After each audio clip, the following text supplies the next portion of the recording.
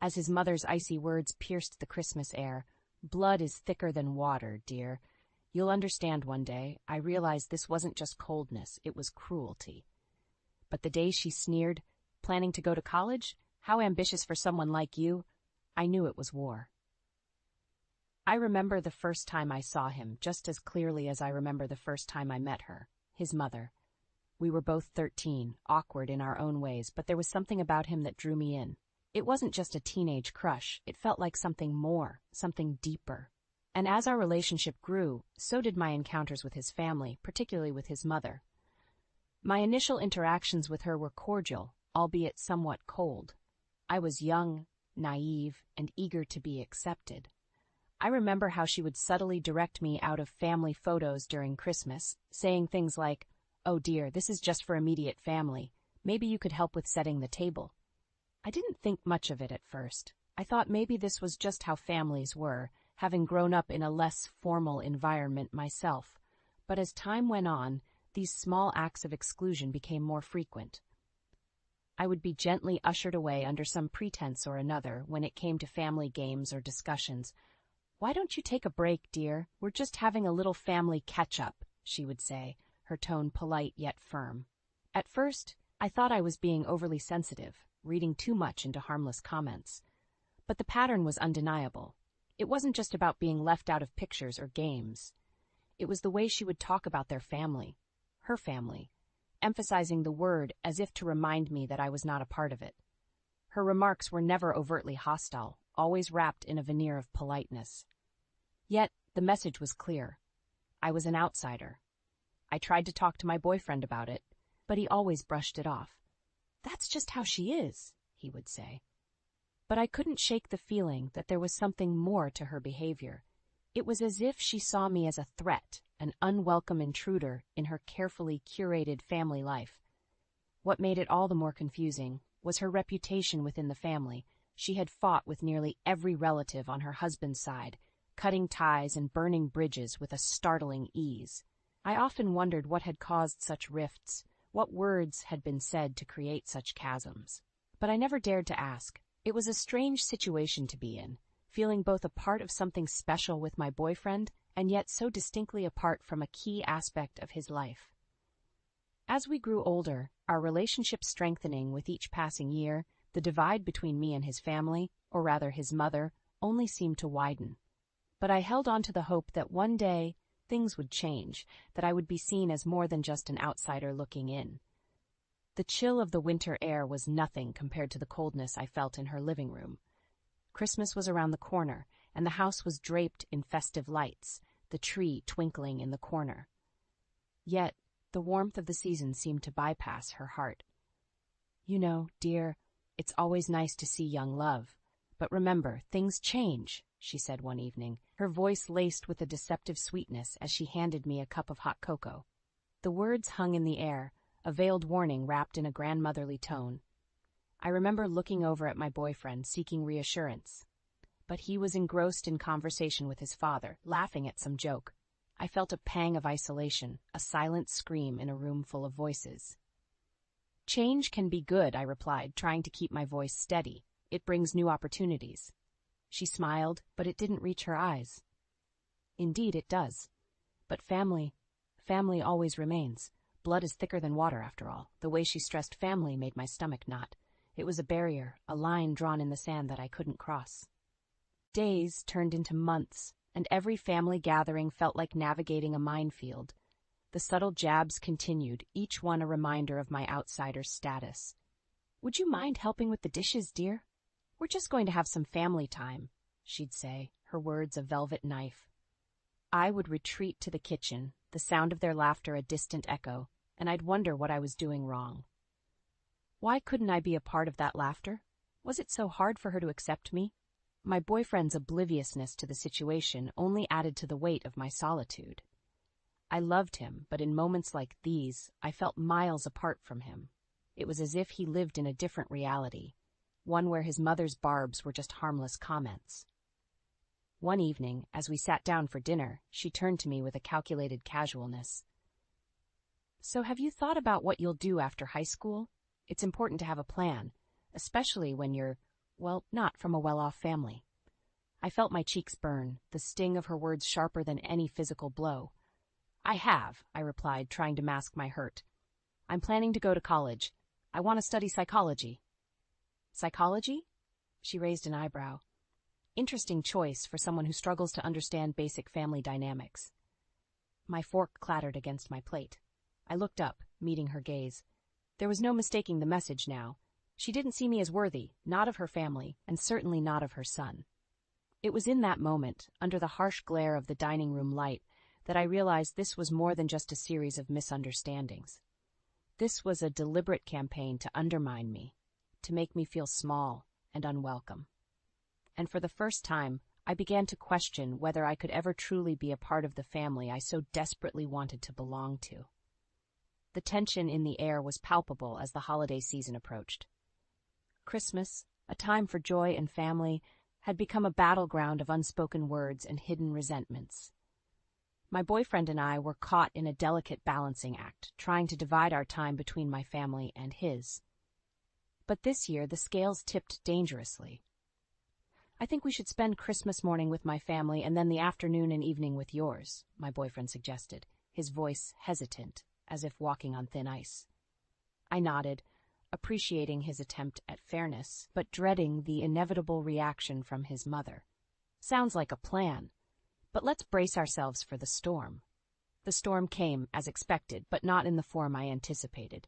It was a cold front from his mother, a series of messages oscillating between guilt-tripping and outright anger.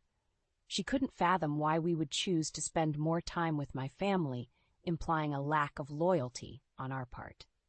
In an attempt to smooth things over, I sent her a text, explaining our decision and expressing my desire to still celebrate with them. We really want to spend a full day celebrating Christmas with you, playing cards and enjoying the lights, I wrote, hoping to bridge the gap. Her response was a thunderclap. So, now you dictate how my son spends his holidays? You're pulling him away from us? You've always been manipulative, even as a teenager. I stared at the phone, my heart sinking. Words like manipulative and narcissist were thrown around, painting me as some villain in their family story. I was overseas at the time, hoping for a respite, but the conflict followed me like a shadow. My boyfriend stood by me, his own disbelief and anger growing with each accusatory message from his parents. They came to our house, uninvited, a confrontation that ended with him defending me and our relationship and demanding they leave. I can't believe they called you abusive and narcissistic, he said later, his voice a mix of anger and confusion. They've crossed a line, and I don't know if we can come back from this. His words echoed in my mind as I returned home, hoping for some resolution. But the divide had only deepened. They called him, backpedaling on their accusations, but the damage was done. They nitpicked my every action, every word, turning mundane gestures into evidence of my supposed manipulative nature. As I listened to their baseless claims, a realization dawned on me. This wasn't just about Christmas or family time. This was a concerted effort to undermine me, to paint me as the villain in their son's life. And as the accusations piled up, so did my resolve. My boyfriend and I made a decision, one that was heartbreaking but necessary. We decided they would not be invited to our wedding. It was a line drawn in the sand, a stand against the relentless tide of their unwarranted hostility. But even as we made this decision, I couldn't help but feel a profound sense of loss. A part of me had always hoped for reconciliation, for a family united. But as the snow fell softly outside, blanketing the world in white, I realized some divides were too wide to bridge, and perhaps some ties were meant to be broken. The flight back home felt longer than usual, each mile stretching out endlessly. My mind was a whirlwind of emotions, replaying the recent events that had turned our lives upside down. I had hoped my trip overseas would offer a break from the tension, but instead, it felt like I was returning to a battlefield. When I walked into our house, the familiar walls seemed to echo with the remnants of the argument that had taken place in my absence. My boyfriend greeted me with a tight hug, a silent acknowledgement of the storm we were weathering together. He recounted the details of his parents' unexpected visit, how they had come with accusations and left with anger. His voice trembled with a mixture of fury and disbelief. "They said you were controlling me, that our relationship is abusive." I couldn't believe what I was hearing. I had to ask them to leave. I couldn't stand hearing them talk about you like that. I sat there, numb, trying to process his words. It was one thing to be on the receiving end of passive-aggressive comments, but to be accused of being an abuser was something entirely different. It felt surreal, like a twisted narrative from a different life. In the days that followed, our home became a refuge and a prison. We were safe from their accusations, but we couldn't escape the reality of the situation. The rift between my boyfriend and his parents had grown into a chasm, and I couldn't help but feel responsible. We spent evenings talking, sometimes in circles, about what to do next. "Maybe we should just elope," he suggested one night, half joking, half serious. "At least then we wouldn't have to worry about who to invite." I laughed, but the idea lingered in my mind, a tempting escape from the drama. Yet deep down, I knew running away wasn't the solution. This wasn't just about a wedding. It was about standing our ground, about not letting their baseless accusations define us. The calls from his parents continued, a mix of backtracking and new accusations. They seemed to be grasping at straws, trying to find any reason to validate their disdain for me. "They said you don't say please or thank you enough," my boyfriend told me, his voice tinged with exasperation. "And now they're claiming you never greet them properly. It's like they're creating a version of you that doesn't even exist." I listened, feeling a mix of anger and sadness. The allegations were so petty, so far from the truth, that it was almost laughable. Almost. But beneath the absurdity was a painful realization. They were trying to erase the person I was, replacing me with a caricature of their own making. As the days turned into weeks, the initial shock of their words gave way to a deep-seated determination. I refused to let their perception of me become my reality. I had spent too long trying to win their approval, to fit into their narrow definition of family, but no more. It was time to define myself, to stand firm in who I was and who I wanted to be. The decision not to invite them to our wedding solidified in my heart. It wasn't just about drawing a line. It was about choosing ourselves, our love, over the toxic dynamics of his family. It was a choice made with a heavy heart, but with a clear vision of the future we wanted to build, one based on respect, understanding, and unconditional love. As the winter turned to spring, I watched the world come back to life, the snow melting away to reveal the resilient earth beneath. And in that renewal, I found a reflection of our own journey, a testament to the strength that comes from facing adversity together. Returning to a semblance of normal life after such turmoil was like trying to piece together a shattered vase. We knew it would never be the same, but we hoped to find some beauty in the imperfection, in the new shape our lives were taking. As I sat across from my boyfriend one evening, the low hum of the city outside our window, I couldn't help but feel the weight of his parents, accusations lingering between us. "Do you think there's any truth to what they said? About me being manipulative?" I asked, my voice barely above a whisper. He reached across the table, taking my hand in his. "No, absolutely not. They don't see the amazing person I see. They don't know you like I do." His words were a balm, but the scars were still tender. I found myself replaying every interaction with his parents, analyzing my words, my actions, searching for any hint of the person they accused me of being. It was exhausting, like chasing shadows in a never-ending maze. Their recent call, an attempt to retract their earlier allegations while still hurling new ones, only added to the confusion. The claims were petty, almost laughable in their triviality, but their impact was profound. They accused me of not saying please or thank you enough, of failing to greet them properly, a litany of manners they claimed I lacked. I found myself laughing one moment and crying the next. How can they even say these things? After everything, they focus on pleasantries, I said, my laughter tinged with disbelief. "It's their way of trying to control the narrative," my boyfriend replied, his voice steady but his eyes revealing the turmoil within. "They're trying to paint you in a certain light to justify their behavior." The conversation shifted to our upcoming wedding, a topic that once brought joy but now was shadowed by the absence of his parents. "Are we doing the right thing?" I asked, the doubt creeping in. "We are," he affirmed, his grip on my hand tightening.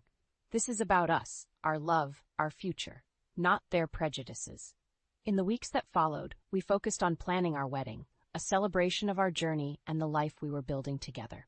It was a bittersweet process, the joy of planning our special day mixed with the sorrow of his parents' absence. But as the wedding day approached, I found strength in the love that surrounded us. Friends, my family, and most importantly, my partner. Their support was a reminder that family isn't just about blood. It's about the people who stand by you, who see you for who you truly are. On the eve of our wedding, as I stood looking out at the city, the lights twinkling like distant stars, I realized that this was a new beginning, a chance to leave behind the hurt and the accusations, to step into a future filled with love and understanding. Our decision to exclude his parents from the wedding wasn't just about drawing a boundary. It was about choosing happiness over toxicity, peace over conflict. It was a declaration that we would not let their narrow-minded views dictate the course of our lives. As I turned away from the window, ready to embrace the future, I knew that the road ahead would have its challenges. But I also knew that together, we were strong enough to face whatever came our way, bound not by the approval of others, but by the love we shared. A love that was our own, unbreakable, and true. On the morning of our wedding, I awoke with a mix of emotions swirling within me. Today was supposed to be the happiest day of my life, yet there was a shadow cast by the absence of his parents. As I sat on the edge of the bed, watching the sunrise paint the sky in hues of orange and pink, I couldn't help but reflect on the journey that had led us here. The house was quiet, the calm before the storm of celebration. In this rare moment of solitude, my thoughts drifted to his parents. There was a part of me, a small, hopeful part, that had wished for reconciliation, for a miracle that would mend the broken ties. But as the light of dawn grew stronger, so did my realization that some things were beyond repair. I thought about the accusations, the hurtful words, the relentless attempts to paint me as someone I wasn't. It had been a battle, not just against their perceptions, but against my own doubts. Their words had planted seeds of uncertainty in my mind, making me question my worth, my place in his life. But as I sat there, on the brink of a new chapter, I realized that their words had also given me something invaluable: resilience. I had learned to stand up for myself, to trust in the love and support of those who truly knew me. I had discovered a strength I didn't know I had, forged in the fire of their unwarranted judgment. I stood up, my reflection in the mirror a testament to the journey. Today I was not just a bride. I was a survivor, a warrior who had fought for her place in the world. The day unfolded in a blur of laughter, tears, and endless dancing. Our friends and family surrounded us, their love and joy palpable in every hug, every congratulatory smile. My parents beamed with pride, their eyes shining with unshed tears as they watched us exchange vows. And there he was, my partner, my rock, standing before me with a look of love so deep, so unwavering that it took my breath away. As we said our vows, promising to love and cherish each other in sickness and in health, I knew that we were more than just husband and wife. We were partners in every sense of the word, bound by a love that had weathered the fiercest of storms. As the night drew to a close, we stood together, watching our guests depart. The air was filled with the echoes of laughter and music, the remnants of a day filled with love and celebration. "We did it," he whispered, his arms wrapped around me. "We really did it." "Yes, we did," I replied, my heart full, "and we'll keep doing it every day for the rest of our lives." We stood there, in each other's embrace, looking out at the starlit sky. It was a moment of peace, of contentment, a quiet end to a day that marked the beginning of our forever. As I lay in bed that night, his arms around me, I realized that this was what true love felt like. It wasn't just about the romantic gestures or the passionate declarations. It was about standing together in the face of adversity, about choosing each other over and over again, even when the world seemed to be against us. Our journey hadn't been easy, but it had brought us to this moment, to a love that was stronger and more profound than I could have ever imagined. And as I drifted off to sleep, I knew that no matter what the future held, we would face it together, our love a beacon that would guide us through the darkest of times.